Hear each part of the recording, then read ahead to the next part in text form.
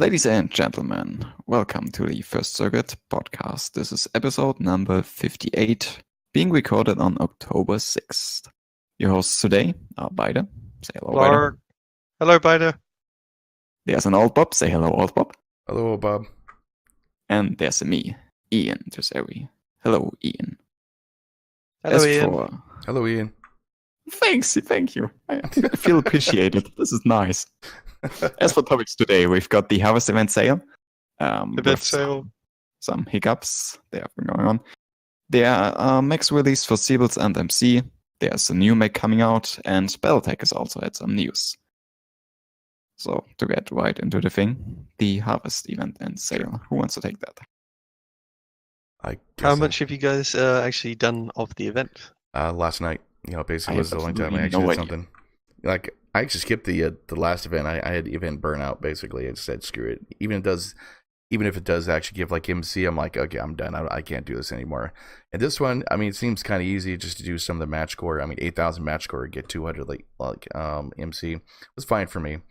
But the fall harvest, comes from Thursday the 4th to ends on next Thursday. So it's what, 7 days, right? Yeah, it's like 7 days. Yeah, they're giving us plenty of time to do it, which is cool. And plus during a weekend event too, which is really cool. Mm. And the premium, basically, if you complete all of them, you get a premium color, which is I think black and like white and all that kind of stuff, right? Like all the different ones, like all the cool colors, basically you can pick from. The whitest white, the blackest black, purpliest purple are the premium colors often. So those are the final reward if you do most of this event. Which shouldn't be too hard. Doing just just 5 of the events, you get a woodland camo for one of your for your chassis of choice. So if you're looking for camouflage, tiger camo, and then premium colors, these events pretty easy to do. Okay, so last week they set a very high bar for all the stuff you had to do, and the rewards are quite meager. This time there's a lot more simpler ones, which are just get 5 victories in light mech and get 10 kills and KMTDs with them, which is easy enough to do. And you get million C-Bills and a decal. That's it's a pretty nice reward, and stuff like match score. You just play the game and you get 100 MC every so often. This event is giving lots of MC. It's very nice. It's not just bolt-ons. People weren't too interested in bolt-ons, particularly with having to play specific mechs. This is, just play light mechs, medium mechs, heavy mechs, assault mechs. It's a lot more broad in general. Just get damage with ballistics, energy, and missile. It doesn't tell you to use only SRM2s or anything like that. So it's not as bad as last week. But there are at least a few sticking points, particularly since to get the final reward, like the one paint you're talking about, the premium paint, which is worth 1,000 MC when it's not on sale. You have to do 11 of these 12 events, and there's 2 major sticking points for the most part. One of them is the Superstar Challenge at the very bottom. Never going to get that one. Match score in once, get 3 solo kills, but 1 headshot. That one happened for me. Very, very tricksy. Now, if anyone's listening, there's still time to do the event. There is actually one thing I kind of realized. Solaris is a great opportunity with you and your friends to grind events and stuff like this, because this is for all modes. So you both drop in the same division. There's nobody else playing. You fight against each other. One guy takes 1 turn to get a headshot, and the other guy takes a turn to get a headshot. Oh my god, you're right. That is actually genius. That is wow. Yeah, because no one's really playing anymore. Basic of that system. Yeah, you can guarantee to fight 1v1 in that. Because before it was me and Trent, we were just sync dropping in solo queue and hoping to match up against one another. Wow. I guess you can do that too. Wow. You still need to get 500 match score in 1 match, which it takes some doing. You take a lock-on missile mech, probably just splatter a lot of people, and 3 solo kills, of course, takes a little bit of grinding to do. But that would be my advice for that one, because otherwise, without Solaris being your own little personal grinding mode, That would be a lot of playing the game to hope for that lucky headshot with dual heavy goose. I don't know, like I played one game last week, and one guy got 2 headshots, Larson, myself, in one game. Mm-hmm. The guy was good, and it was interesting, but I guess they happen here and then, but it's really hard to reliably get a headshot. This is from the same person. The best way to really do it, in my experience, at least in QQ, is take the Flamer small pulse laser Nova, and then find an isolated assault mech, shut them down, and take your time. Yeah, beef build basically. Something like that. Yeah, I've seen though someone take 4 flamers and dual heavy goose. So you cook them and then take off the cockpit with the dual heavy goose. I guess that's gonna work. Well, yeah. True. There's another big sticking point just above Superstar Challenge, the Fox 1, Fox 2 away challenge. This one requires you to do 2,500 damage with missiles. That's not too hard. That's easy. It says use a tag to assist in 50 damage. That is really badly phrased because what it actually means is get 50 tag damage assists. Yeah. Hold on. Wait a second. Hold on. That's kill, right? Yeah, tag damage assists. So you put a tag on someone starts lurming them, and when they get hit the first time, you get a tag assist. But it doesn't generate for every volley that get hit. It's like every, if you're holding it on them, there's a weird, thing where it only triggers every 5 seconds, every 10 seconds, or if you change targets or something like that, it will actually, you don't get an assist every time you hit them with the tag. So it actually, you have to do 50 assists, which takes a lot of grinding. And that's a fair bit. Sorry, and like always too, it's dependent on other people, which is the worst thing because you got to do a tag assist, right?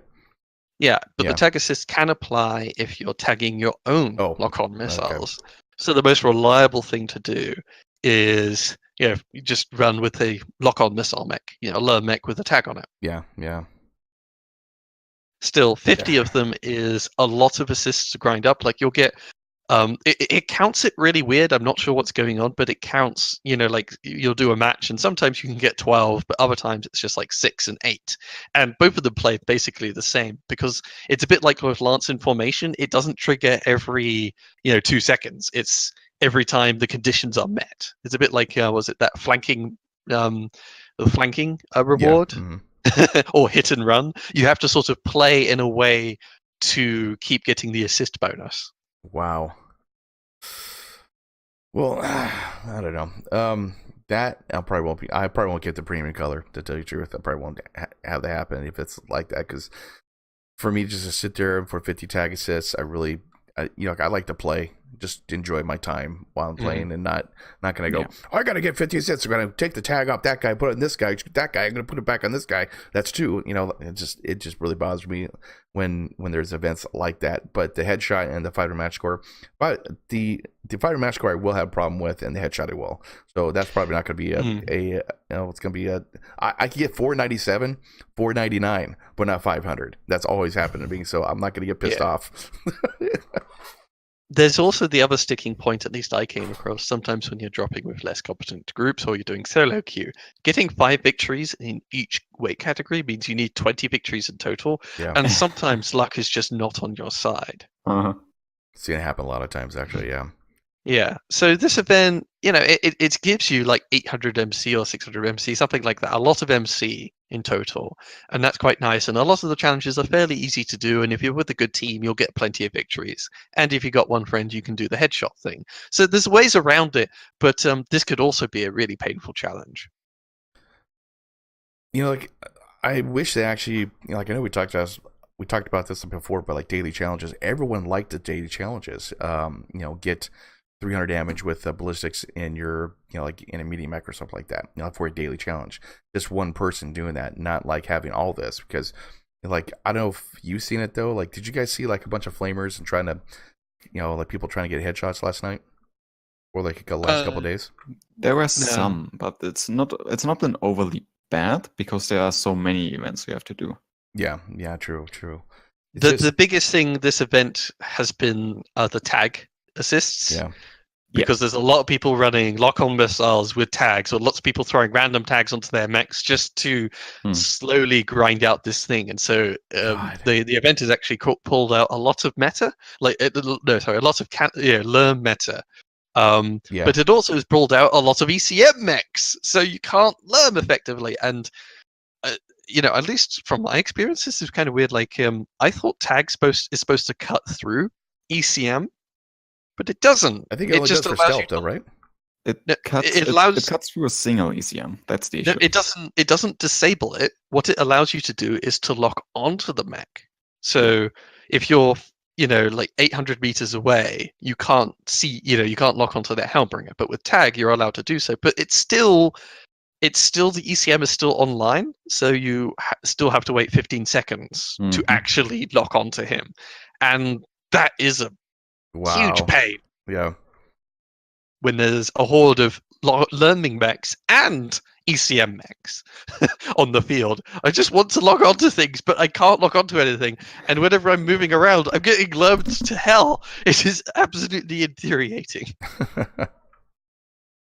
Well, actually, to get a good match score, just use the AMS system, because there will be a lot of lerms going on. I noticed that last night there's a ton of lerms flying around. So if you want to get match score really easy, just use AMS. Largest spec, I think it is. Yeah, and one of the things to encourage you to take AMS, which additionally makes it hard for me to grind the stupid tag challenge. And I wish they phrased it correctly, because so many people are confused because it says to assist in 50 damage. So it's like, okay, I hold the tag on at one target, I fire my ATM volley, I do 80 damage or whatever. I've done the event, right? No. Wrong. I've done 1 point to the event. That might get, that would piss me off a little bit too. Yeah, that is actually quite infuriating. So I'd say the best way to do this is take a medium mech, slip some ATMs or LM on, tag, and do it that way. Arctic Wolf. Something like that, yeah. The problem is, at least if you're an ECM mech, you can't cut through the ECM because you can't use the probe. You have to switch it, and you have to be really close. And even if you have probe, I've had, entire lances of ECM mechs on top of one another, stacked on top of one another. And I have a tag, and yes, I have a tag. I'm actually really well prepared against this. And the tag, of course, doesn't cancel ECM. Why doesn't it cancel ECM? It just reminds me of how much they've nerfed lock-on play for no particular reason. Why is, tag is ineffective? Narc has a 7-second frickin' cooldown, and Beagle Probe only cancels one target if you're close enough. Well, plus also, too, you have to keep the tag on target, and that's pretty hard a lot of times, too, because people actually put their mouse sensitivity way too high. So, yeah. Yep. Yeah. And the ECM bubbles are so large. You have to respect a blob of ECM mechs, and even if you're cancelling one of the ECM mechs, he's often very covered by other mechs. So, your only way to cancel is probes and narcs, and the narcs have ridiculously slow rate of fire, and you need to narc everyone before it actually cuts through, this anti-lock-on, bubble that they built. It just feels incredibly oppressive. I wish tag actually cut through ECM and turned off one system. Yeah. So to get back to the event, basically, the event itself isn't too bad, but if you really want to grind out everything, there are some infuriating points. Yeah, which has been the theme throughout the past couple of events, as far as I've seen. Yeah, and I wish you get the first camo at 5 out of 12 challenges. That's not too hard. The next is at 10, so you have to do the majority of the event, and then 11. So the last 2 rewards, the color and the camo, are at the very end. So you can't even just do. I'm not sure. I would just do a third of the event, 2/3 of the event, and then mostly done. So something like 3, 6, 10. But instead, this is heavily encouraging you to play all the way till the end. Yeah, I get too much stuff to do to kind of grind out events that much, and I'll do probably the 5 and get the woodland. If I get 10, cool. If not, I'm not too worried about it. And I'm totally with Bida. I don't see a reason to gate the Tiger camo that much. Why wouldn't you put it at 8 or 9? Tiger camo doesn't, in my opinion, look too great anyway. It's just a bit too visually messy. Yeah. And I much prefer the woodland. I would prefer 2 woodland over a woodland plus tiger. I am totally with you on that one. Woodland, you can make your mech look camouflaged, reasonably camouflaged. You can hide in the bushes. Yeah. All right. So as always, though, to move on, there's always an event every week, but there's also a sale. Another sale. Wait a second.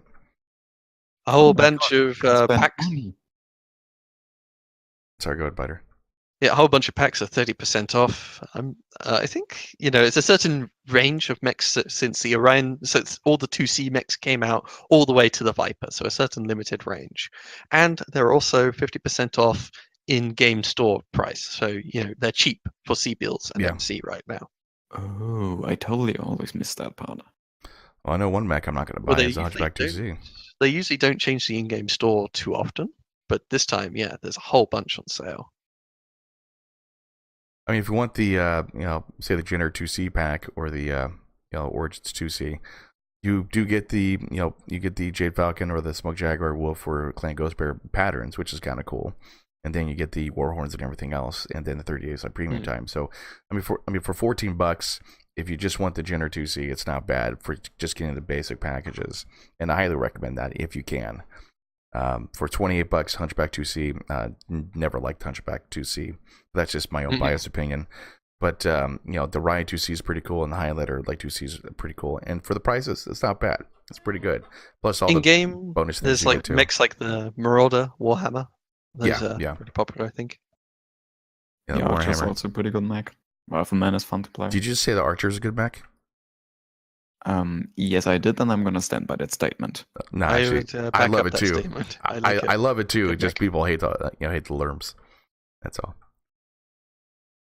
Crazy. All right. And one thing to wrap up at least with sales and events would be the PGI kind of messed up with last week's event. They gave away the Arctic Cheetah Knuckles, the right knuckle only, as a bolt-on, which on its own was already kind of lame, having a thing for one hand but not the other.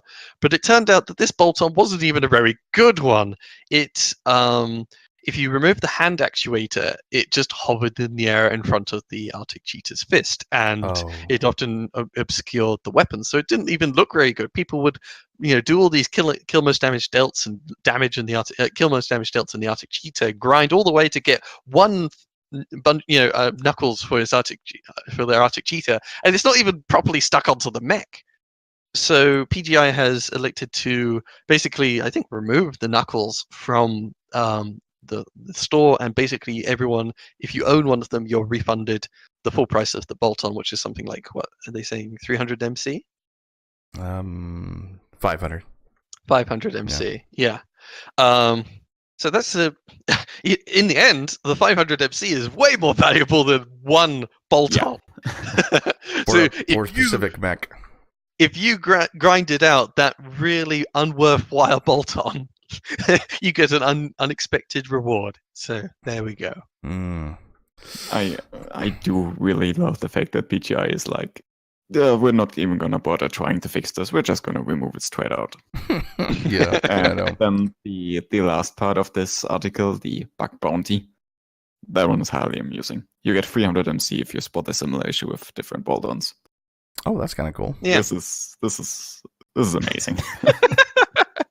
There are so many bolt-ons for so many mechs now. So I can totally see there are a bunch of different players just going through their mech lab trying to find. That's a lot of time. That's one way to encourage people, I guess. That makes a lot of sense. Yeah, I mean, that's basically free quality testing. So reach out to the community. That's actually a decent move. I do like that they call it the bolt-on debacle in the news section. Still don't like bolt-ons, but still, cool. Yeah. So hey, there's a slight reprieve for that horrible mountain you had to climb last week. There's a hidden bundle of 500 MC lurking in one of the most unrewarding parts of that event. Though the Mauler part is still just as unrewarding as ever. So maybe better luck next time, Mauler players. Hopefully. What did the Mauler get? It got a power pack for one arm. So you gotta buy the other arm just to. So you can overload your weapon on one arm. It's one of the Maulers. It's a Mauler, but you usually use Dakar missiles, not even energy usually. But hey, you can overload your small laser on one arm. Yes. Perfect. All right. So that basically wraps up the events for last week and this week. Let's talk about the new mechs in the store. The Fafnir has come out for C-Bills, and which mech has come out for MC? I don't even care about the MC stuff. Bloodass. Yeah, Bloodass. There we go. Bad thing. Yeah. I've seen a couple of those. I see more Fafnirs than like anything else, though, like on the battlefield lately, which is fine. It's a good mech. I think a lot of people are taking, A, buying Fafnir because they can get it for C-Bills, and B, trying to get headshots with a heavy goose. Yeah. And we all have to agree, the Fafnir is super sexy. I put big eyes in my, like in the chest, so it looks like a big owl coming towards you. Yeah. God damn it, Bob. I know. It's a beautiful mech. It's a good mech. It's a good mech. I like how it looks. On the whole, the Fafnir is a pretty good mech for the most part. All of them have a universal 10% heat gen quirk. They have a lot of survival stuff, particularly on the CT, which takes most of the damage usually. I would usually recommend the ECM variants, so the Hero, the 5, and the 5B. The 5 and the 5B can do dual heavy goose loadouts. The 5 has extra crit chance receiving quirk, so 25% baseline, along with 10% Gauss cooldown. So if you take all the skill nodes as well, you're knocking 1.1 seconds off your Gauss cooldown. So it's every 4.9 seconds or so. 3.9 seconds cooldown between Gauss rifle volleys, which is pretty good. Yeah. And something really important to mention, the 5 can do quad light Gauss on stealth armor, which is ridiculous and super fun. Very important. And you have no cooldown, so it's constant dagger. Yeah. Oh, yeah. It's pretty mean. It's just incredibly slow and kind of hard to pack everything in. How many Gauss can you put on that? You could put quad light Gauss okay. onto the 5. You could, and then you have to try and shove ammo into the arms and somehow fit a good old standard 200 engine in, whatever, and make it run with stealth. But it is an option. It is hilarious if you can get it working. Yeah, and one thing at least with the Fafnir coming out for C-Bills is the Atlas DDC has become, sadly, extra obsolete. It used to be the only ECM 100-tonner, and that was its only claim to fame. Well, now the Fafnir does the brawler, close range, dual heavy goosing, way better, and there's just so little point to the DDC. Poor Atlas. Poor Atlas. The iconic mech. Is the Atlas or the Fafnir faster? Atlas can go fast. Well, because they both can take fairly big engines, but on average, the Atlas will take a bigger engine. So I guess the Atlas got the assault speed going for it. It's still the better scout mech. So from now on, the Fafnir better be the iconic mech of Battletech instead of the Atlas. The Atlas pretty much was the iconic face of the Steiner and like everyone else. So the Fafnir better be that now. I mean, granted, the Fafnir was actually built by Steiner, right? The Fafnir is the Fafnir is basically Atlas replacement. Yeah. The Fafnir is certainly, at least for the current meta, way better than the Atlas because of the poor state that SRMs are in, which was something that the Atlas is bread and butter. Yeah. All right, and at least next month we'll have the Bloodass available for C-Bill, so everyone can pick up the ECM variant and buy all the available Omnipods, including the reinforcement pack. Not bad. Cool. And talking about new mechs at least available to people, there's been a new mech pack. And it's so pretty and beautiful, and I want it. And my finger slipped and I already bought it. Whoops. It does come out February 19th, so you will be waiting until after MechCon, like when that does come out. And they actually went with the standard procedure of how this looks. And I know you guys don't like it, but I do. I like how this looks. Bob, can I interrupt you real quick? Yeah, go ahead. Maybe we should say which mech it is. It's the Warhammer IIC. Well, I have it on my screen here. But the Warhammer IIC, guys, for SoundCloud. Oh, God, I need more coffee. All right, yeah. The Warhammer IIC, an 80-ton clan battle mech, which predominantly mounts energy and or missiles, with only the hero packing a couple ballistics, one in each side torso. Yeah. I do hope, basically, like I know, like we've been talking about power creep and how like all the mechs pretty much have been the same. Is there any comparative 80-ton mech that would be probably better than this? Because I know the clans don't get actual quirk mechs or quirks like on their mechs that much. Would there be something else that would be comparable to an 80-ton mech that actually almost has the same, so the clan same points? only have as an 80-tonner the gargoyle, if I'm not mistaken, Which is Omni-Mech. Yeah, an Omni-Mech stuck with an XL400. Yeah. I'd say a somewhat comparable mech might be the Highlander. Well, not really. That one has jump jets and more options. Yeah. I mean, the energy variants, obviously, of the Warhammer 2C are quite comparable to the Marauder 2C, the energy variants thereof. Because, Marauder 2C is just 5 tons heavier. I mean, it has the Marauder shape, and Warhammer has Warhammer shape, but... and there are some Marauders with missiles, but this Warhammer 2C, it can take a whole bunch more missiles, I think. Like, there's one with 5. Yeah, 5. Yes. Yeah. Which is getting close almost to the Cyclops in terms of missile hard points. The missile Cyclops. There's the reason why that many.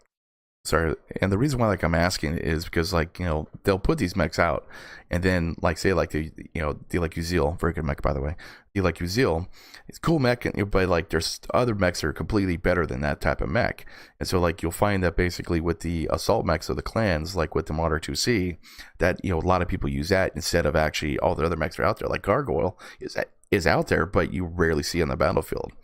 So, my whole question is, would this be better, or is there better comparables to this type of mech to go and use, like Marauder 2C and stuff like that? That's the reason why I'm asking that.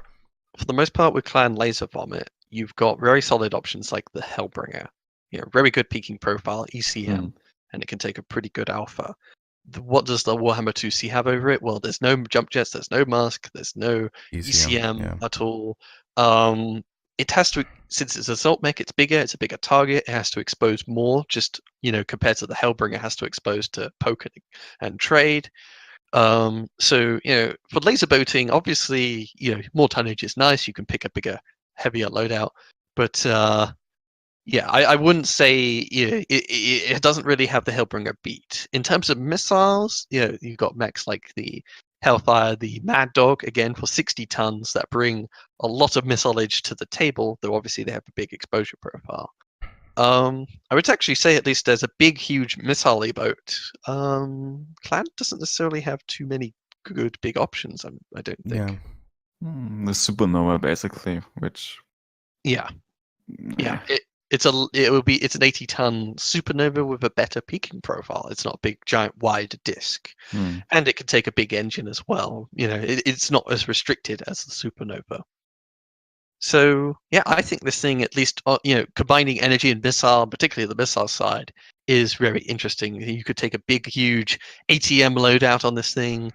Maybe a couple with the one with 5 missile hard points. I'm wondering about ATM 24 plus Streak 18 or something like that. Just a huge missile alpha with a very good peaking profile, which would be pretty good with this mech.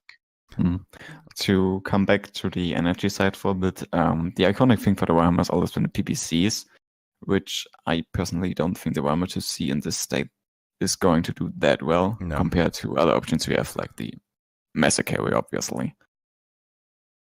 So... I don't know. Energy-wise, I don't see this mech that interesting. The missile is what it's going to make it interesting. Actually, right, because the missile profiles are actually on the very top of this, so it has really good peaking profiles. You're right about that. Yeah. You have on the images we see, it's only showing an SRM6. We don't know how big that tube will turn for an LRM-20 or something. But it is a very nice, highly mounted first missile hut. But it has a searchlight. See on top there? Has a searchlight there. To help the upper shoulder, I guess. Yeah. There are a few funny things to mention, like if you look at the the ultimate pack, where we got the preview to the side compared to all the packs. Yeah. I saw people in HPG Reddit mentioning the kind of awkward placement of the PPCs in between the legs. Oh, yeah. Okay, I see it. Yeah. Okay. That's like one of the first things responding to the Warhammer 2C coming out. Not that the mech is good, but hey, look at the dick. There's also a question of we were pondering at least with the last mech pack where they were ditching reinforcements because a lot of the time there's not much difference between the reinforcements and the standard pack, and it makes it a lot harder to give a chassis its own identity when you have to spread it out across so many different variants. But when they're doing just one mech, the reinforcement pack has returned. It's the only difference between the reinforcement pack is the right torso and right arm. The 4 has 2 missiles and 1 energy. The what is that? The 10? Is that right? The 10 has 1 missile and 2 energy. So that's the only difference between the two. I don't think that's much of a value to get 15. Go spend $15 for those mechs. Or $7 per mech just to get those. So I mean, literally, though, I would highly recommend just getting the standard pack and get maybe the hero for the C-Bill boost. Yeah. So here's something that I find really frustrating about this particular choice of variants that PGI did. They don't have any ballistics in the standard pack, and they didn't choose any ballistics for the reinforcements. I've just been looking at Sana. There are plenty of variants for this mech, most of which features some kind of ballistic slot. So I really would like to know why PGI didn't put 1 additional ballistic mech in the reinforcement pack. Well, we were catching on to their trick of having the hero variant be the missile variant. So now we've got a missile mech with the special ballistic variants. Yeah. Yeah, I would say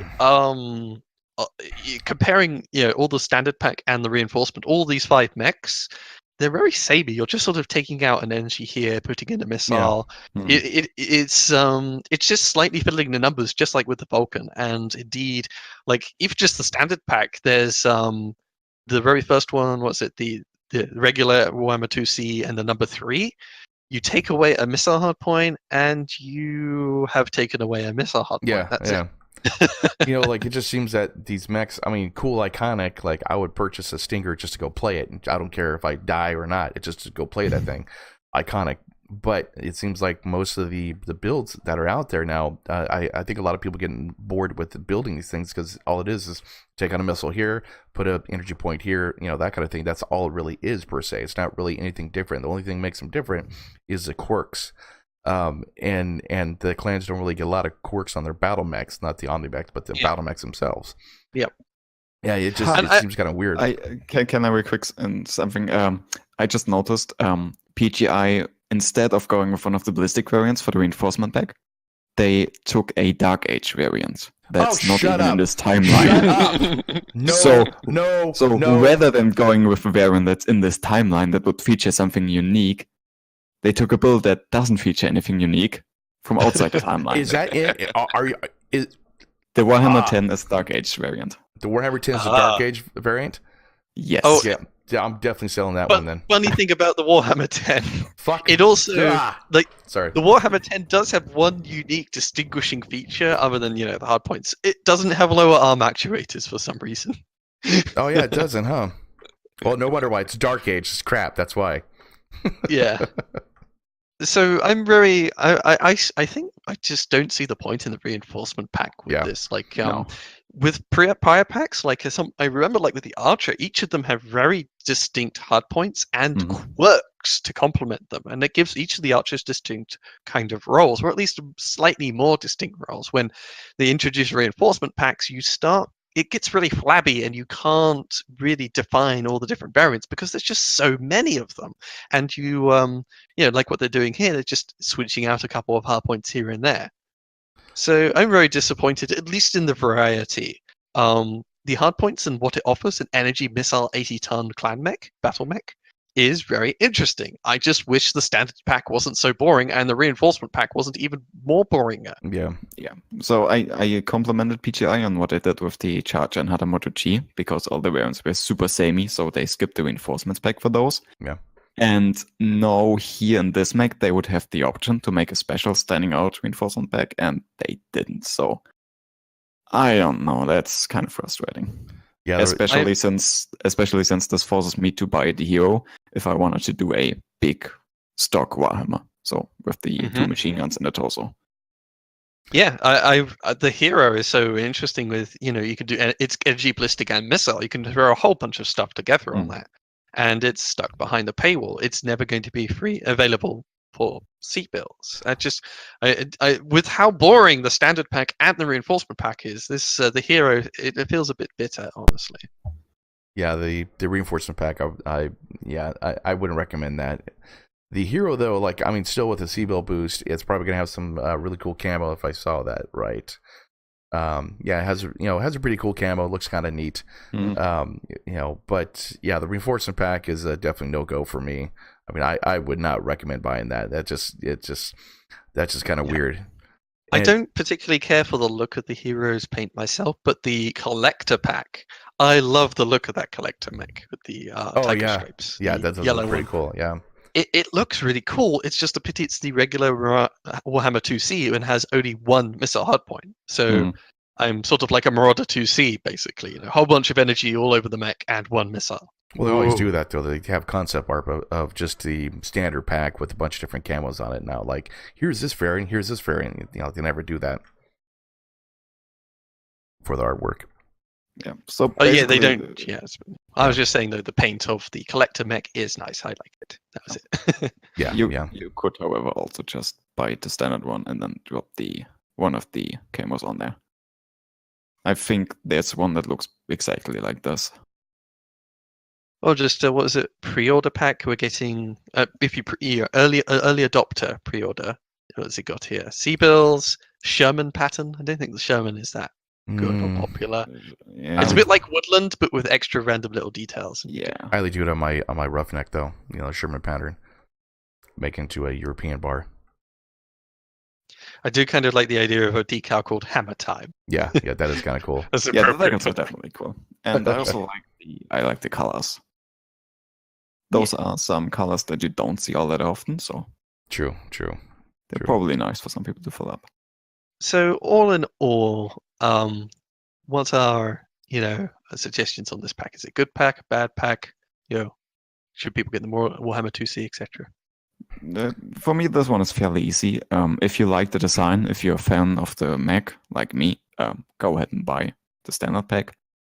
Do not bother with the reinforcement, and wait until it comes out before you pick up the hero. Yeah, for me, or if you don't care about the mech at all, just wait for C-Bills and get one of those semi variants. Yeah, definitely. Like I same thing you said. Like buy the standard pack, forget the reinforcements, and I would say why not for the hero mech? It looks kind of cool, and plus the hard points are unique. So I mean, ballistic and missile, you do some cool stuff with that. Yeah, I would say if you like Planetech, having Planetech Battle Mech is often really nice because you're able to fiddle around the engines. There's a lot of variability with how you can build your mechs, and this is there's not many options for 80-ton clan battle mechs, and this has got plenty of missile energy and spread across. So standard pack, it's fairly worth it. You've got the energy variant, you've got the missile variant, and the hero pack as well gives you a whole bunch of hard points to mess around with. So if you're into clan stuff, you like clan assaults, this is a nice. I'm at least very curious. I think this has a lot of potential. Definitely. So what are there 2C like? I guess as usual, get the standard pack now to get the adopter rewards, and then hero when you feel like it, right? Yeah. Mm-hmm. I do really like the collector pack's paint scheme, but I'm so not interested in the top tier reward for clan. It's just a Marauder 2C. I'm spending money on a Marauder 2C to get a Marauder 2C that I already have. But it's a Warhammer 2C. You gotta love that. You gotta love it, man. And my final gripe again with this format. But speaking of top tier reward, does this qualify for the loyalty reward this year? Anything before the time it's injected, basically in November, anything you buy and all the upcoming packs, I think you should contribute, and that's at least how they've sort of phrased it. So, it should count. I haven't checked. Maybe that's a reason to buy the collector pack. I guess if you're really into that, maybe. Yeah. Because I have got the collector Piranha. You see, so I'm one collector pack away, and I really do like the paint scheme. But I'm not so keen about that variant. I want the missile variant. If only you could choose from the standard pack which one got the special paint scheme. That would be cool. That would be really cool. But yeah, my last gripe, at least with this new format, isn't necessarily how how it presents the packs, but at the very bottom, I wish I could see all the packs of the past, just like before. Yeah. It's always great to sometimes someone ask, "Oh, what about what?" They ask about a variant, and I could just go to the store and look at the variant and say, "Oh yeah, it's the Fafnir 5. It has these hard points." Funnily enough, at least I've checked on the older packs. They have included the Evolution and Warhammer 2C at the bottom. So you can go to the newer packs, but you can't go from the newer packs to the older ones for some reason. Okay. Yeah. I mean, good point, though. Like, they should have that just to make more sales if they can. That's a good selling point, though. You want people to be able to, Yeah, you want people to be able to move around the store. Yeah. And these are isolated, their own little bubbles. You can't even go between new pack and new pack. You're stuck in its own little bubble. And since we're speaking of the new design, there's something I've noticed recently. I first got a link for this pack on mobile. I opened the page on mobile, and there were no pictures. Ooh. So on mobile, I had no way of actually seeing how this mech looked. I had to go to desktop mode in order to get a picture. So that is, for me, a pretty big no-go. I mean, overall, though, like, I think the design for the page is pretty cool, because if you go on top, it shows, like, the background of River City, and then MWO and everything. It looks cool. It's very professional, and I like that. That's a good selling and point it for me. shows the pretty collector mech. Yeah, exactly. Yeah. The only thing I'm personally not a fan of is the fact that if you have to fiddle a bit in order to find your way around. And the stacked mechs for the collector and ultimate pack are not my favorite. Yeah. Cool. So I think all right. Okay. Next is Battletech FlashPoint. Dun dun dun. Speaking of new mechs. Yeah, speaking of new mechs. The big key point of this was that they did a live stream, I think. That is up online on YouTube on Paradox Extra. So Paradox Interactive Extra, but it's just called Paradox Extra, called Gameplay Reveal Battletech FlashPoint, if you guys want to check it out, where they play through a FlashPoint mission, a new type of mission with three of the new mechs. Yeah, the Hatchet Man, the Cyclops, and the Crab, and of course Decker died during this whole thing, and I cannot believe how they freaking got this through and completed that mission. That was crazy. But they did a good job. Now it was Mitch Gittleman, and I don't know who the other person is. I know Kiva. Okay. I don't know her last name, but her first name is Kiva. Okay. He actually designed a lot of the flashpoints too.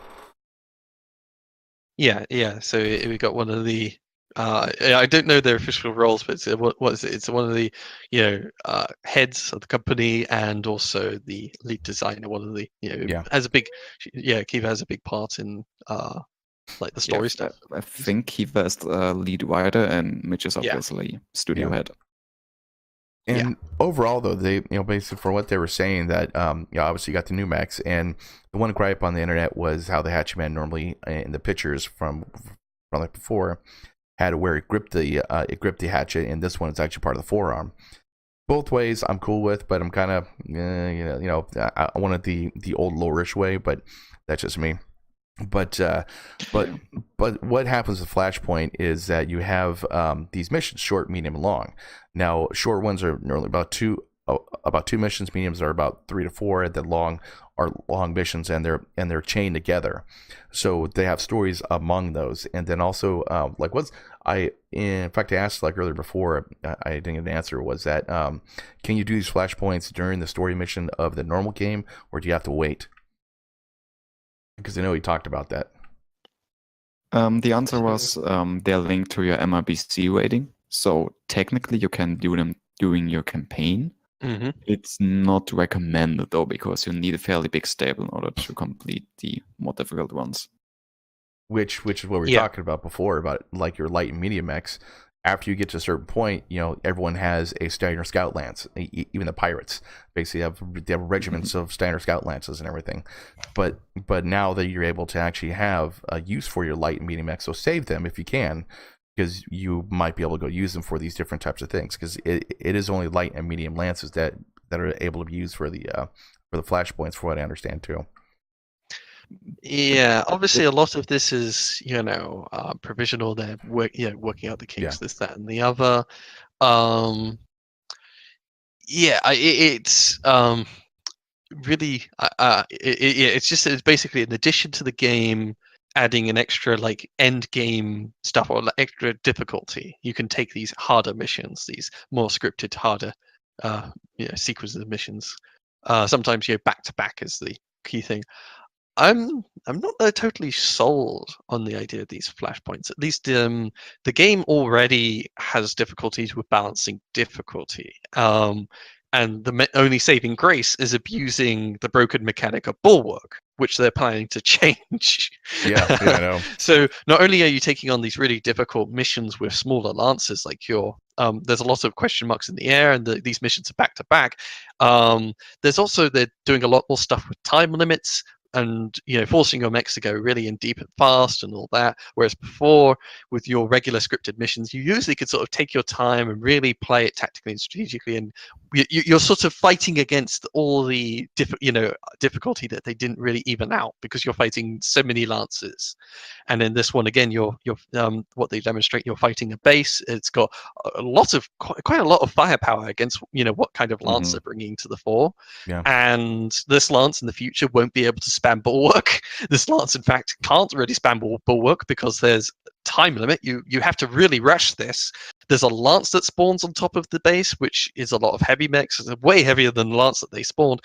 And after they even complete the objective, there's an extra lance coming in a couple of turns anyway. So this is an incredibly difficult brawl, and I mean it's only one mission and whatnot, but I think they obviously they had difficulty in the main game balancing difficulty, and even when just showing off Flashpoint, they had difficulty balancing the difficulty. And this is all about being even more difficult in a game that was sometimes had huge difficulty spikes because they didn't really balance out the difficulty. And I'm just sort of worried, at least, particularly with Bulwark, the one saving grace, oddly, of the game being taken away, that, these things, at least from my perspective, might not be too fun to engage in, because it's just like, the game is already a long, hard grind, and now I'm getting an even harder grind for a weapon. Yeah. And a rare weapon. And not saying that like most of your other weapons will be destroyed from like one or two mechs you have to leave behind, type thing. So like your Gauss rifle on your Highlander, you're like, yay, I got this Gauss rifle, but I lost my Highlander back there, which destroyed the arm, which destroyed the weapon. But I'm getting a small pulse laser, kicking, type thing. So yeah, I'm okay with it. Probably going to do a lot of them. In fact, I still have to finish the damn story. I haven't done that yet. But I'm okay with it. It's something new. Everything new for Battletech. This is a good company from Harebrained Schemes. They do a good job at doing things. Now, balance-wise, like you talked about, yeah, they have some balancing like issues. Don't get me wrong. But a lot of people get over it and kind of do the best they can. And I like that. Like, I find games that are too easy that I get really bored and want to do something else. With Battletech, I find it a little bit harder for me, basically, because I haven't played tabletop for years. I mean, absolutely decades. But I was really good at it decades ago. But coming back to this, it's like, oh, wow, okay, I got to remember through this and this and this. And it's fun. It's hard and fun and good, and that's what a game should be. Challenging to the person that plays it.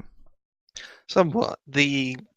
Some issues at least that come up is the incredibly restrictive time limits. I think at least with time limits, you really want to be able to have players adjust that. Like if just like in XCOM, easier difficulties gave you many more turns to complete your objectives, and harder ones gave you a very short timetable.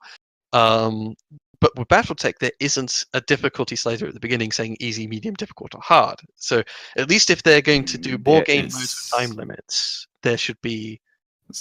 Since update 1.2, there is actually a slide of difficulty. Yeah. All right. Because I saw it actually like adjusts though. I don't know if it adjusts. I remember there was changes you could do to like how much salvage you got, but I don't remember the difficulty. Yeah, there's also a slider to straight difficulty, which usually equates to weight of the enemy. I do agree. I would like to see that correlate to the time limit as well. Yeah. Because in this new mission as well, it's what is it called? They're showing off, basically a strike mission. You're attacking. You have to there's a base, and there's 3 points around the base, and you have to stand mechs within the circles around it for 2 turns each, and you only had like 8 turns to start with, or something like that. Yeah. So you have to actually run past the base and get onto the point, and then stand there for 2 turns. Taking it right next to the enemy. As one point where it has 4, it has a lance right on top of the point, so you're like, okay, I got to run one dude on top of that. Yeah, and you can. There's at least a generator. You can destroy all the turrets, and destroying the turrets means a reinforcement lance appears. But where they put the reinforcement lance was miles far in the back, so they're not even really sharing armor, because your guys, to get to the generator, are already on top of the point, and your reinforcements start miles behind. So, and you're on a strict timetable, so it's like you get some LRM support, baby. Yay. Woo! And they did come in handy in the end, but it's a more sort of very later on do those reinforcements even matter, and that's dependent on the fact that your team is able to move up quickly and destroy the generator. Well, I mean, they did say it was going to be hard, so I don't, yeah, it's going to be hard for a lot of people. We do also have to keep in mind that this is the demo mission they've showed up. They've even showed this one during Gamescom a couple of months ago. Yes. So you can definitely expect the balancing to be changed pre-release and probably post-release as well. Yeah. In this demo, for example, they're using vanilla pilots, what you get at the very start of the game, when this is supposed to be somewhat into the campaign. Your pilots should actually have some skills. So a lot of these pilots, they don't even they maybe have one ability. Yeah, if that. If that. So they're not very accurate. They're not very they don't resist being knocked over very well, etc. I would say on your point, Bob, about the hatchet man, I'm not a fan of necessarily the elbow hatchet.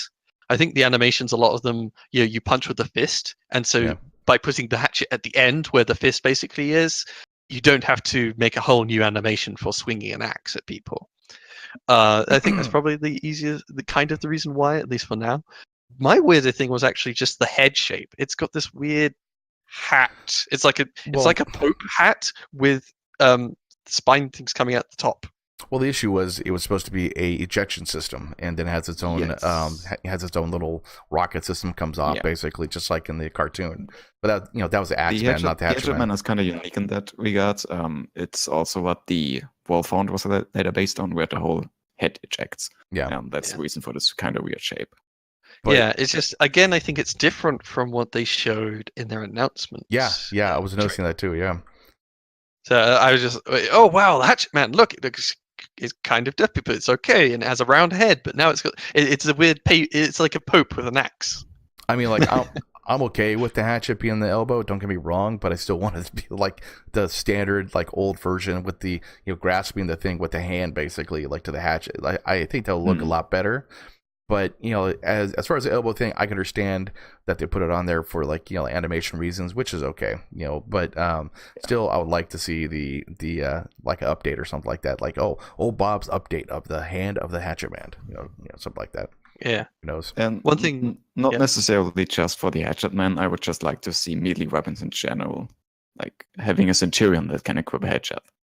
I think that's something that PGI is going to do at some point. PGI will never do that. Just have to wait until they have the budget for it. PGI will never do that, because I know exactly what's going to happen. Yeah.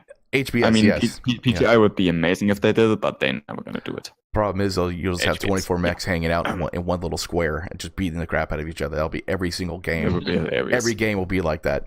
I mean... Yeah, okay. So there's a few other things. They of course show the Cyclops. It has its own unique feature, the battle computer. Yep. I'm half and half about this, particularly with a lot of details. Like that battle computer, of course, is a very advanced piece of tech, but at least from what I know in the lore, the battle computer, it was very hard to maintain. It's like eventually somewhat it becomes a lost tech, and people replace it with more rudimentary systems. Where we're located in the periphery, we should not be having incredibly complicated and rare lost tech battle computers. Hold on. Just like, You didn't see the regiments of pirate clans having. You've gotten started, right? Yeah, got me started. The regiments of assault mechs by some small pirate kingdom, right? You know, basically 10 regiments of assault mechs attack you. Well, you know, oh God. Yeah. Yeah. So the key thing about Cyclops' defining feature is that computer, and I think all of them should start with a computer. But I think it almost like a flashpoint should be, one of them you get a Cyclops, and another one you get a really good computer for it far later on, something like that. Yeah. Because if you only have the computer, and not only that, they at the end of the thing they say, oh well, one of us is at the extraction zone and the other is the Cyclops. They're not going to get there in time, and there's a whole new Lance appearing. So they say, let's just eject the Cyclops and save it, and save the. Yeah, and save the pilot, which makes sense. But whenever you eject a mech, you destroy basically the head component in game mechanics, and that destroys whatever is in the head. Mm-hmm. So ejecting it destroyed the computer. This is a really advanced computer, but they said, don't worry, it gets repaired as part of the mech. I was like, no, this thing is incredibly rare because it got damaged and people couldn't replace it, and the periphery is somewhere where you really couldn't replace this computer. No. I'm still not sure why the computer itself is so badly damaged by you ejecting, or any cockpit mod for that matter. What's it, the one that helps you resist injury? It's like, oh wow, this person's got a seatbelt, but because they ejected, the seatbelt has been destroyed. Exactly. The best tech ever is that where you don't take head damage. That is the best tech. I don't care anything else, man. You take that, and your pilots will have to spend 130 days in the med bay. Yeah. So just again, my feeling about that battle computer, it's a very minor benefit of just for +5 resolve, I think, wasn't it? Which is something you can already sort of get in the game. Yes. Which might be implying this is something the periphery has in common. It's not like the full-on, original computer that they used. But I'm really peeved off that the computer is repaired along with the head. That seems, if it's one of the really advanced ones, that doesn't really feel Battletech to me. I mean, like, what really kind of upsets me too about, that kind of like upsets me, just kind of makes it like, what? Is, they're going to eject the Cyclops with the other 9 mechs that are hanging around him, but yet they're going to get the salvage. He's going to escape for the dropship with his one mech, but yet that Cyclops magically appears in the bay, basically, to be repaired. And so shouldn't he actually lose the Cyclops because there's 9 mechs sitting there going, come on and get it, type thing. Because you had to limp away, getting away from this thing. They probably should, but that's been an issue with this game all along. That all of the missions where you actually extract, that you still get a salvage. That's all the missions have always been rather abstract. I agree. Yeah. But just for me, it's like super advanced computers shouldn't be easily repaired like that. There was another point I forget. The whole mission in itself. This sighting the base for the artillery. It shouldn't a tag do that. Say shoot there.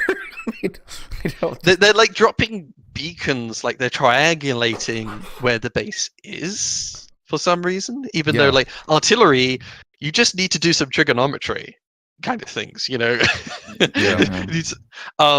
shouldn't be that hard to hit a stationary base. And the thing that really annoys me, at least with the editing of this video, maybe there's a full live stream elsewhere, but Maya, the person who pilots a dropship, is asking, why are you? I don't want to be out of a job, but it shouldn't be too hard to sight artillery onto a base. Why are you getting us Mechwarriors involved?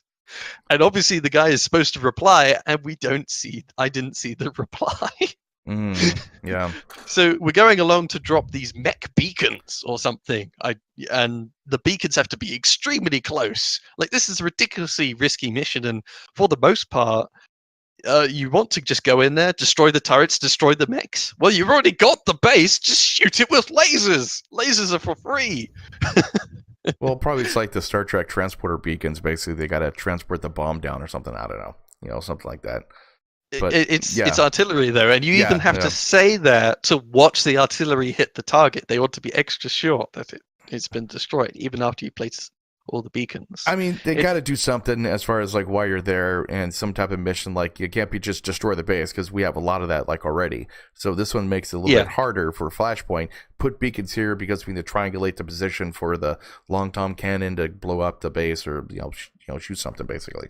So they got to have some type of like mission parameter that makes it hard for you to jump in and go do something instead of just shoot the base, because there's enough of those already. Yeah, it turns out that our contractor is incredibly superstitious, and they will only fire artillery when they are surrounded by the 3 magic beacons. It would totally make a lot more sense if you were targeting a convoy or something like that. Here we go. The response is that we could if we didn't care about a civilian habitation ringing the structure. Oh, there's a civilian thing there? So the answer is about collateral damage. Oh, okay. Could be if it was in like a city area, but this is an isolated, fortified place. But even in World War One, they could triangulate artillery basically to a certain position. Like that kind of thing. Even the Revolutionary War, like they could do that as well. And this is 30-25. I'm pretty sure they can figure it out. Just pen and paper, go ahead and figure out. Okay, shoot this position here. I don't think we should dive too deep into it. You see the base is on wheels, and if you start trying to triangulate it, it just moves away. But if you place the magic bongos around it, the base feels self-conscious about moving, and now you can finally hit it with artillery. We're only kidding, HBS. We're delving too much into this, but we're just joking around. Just to let you know. I just need to see the full live stream, because hopefully you see the whole interaction. Because I was just they cut off at the point when someone's asking a very poignant question. So for anyone listening, if you do want to see the whole thing, go to twitch.tv/Paradox Interactive, and there's the full live stream. It's an hour long, so it's not too much of a time investment. And I have links down below too, guys. Yeah, so okay. I'm happy about it, so it's all good. It's something new.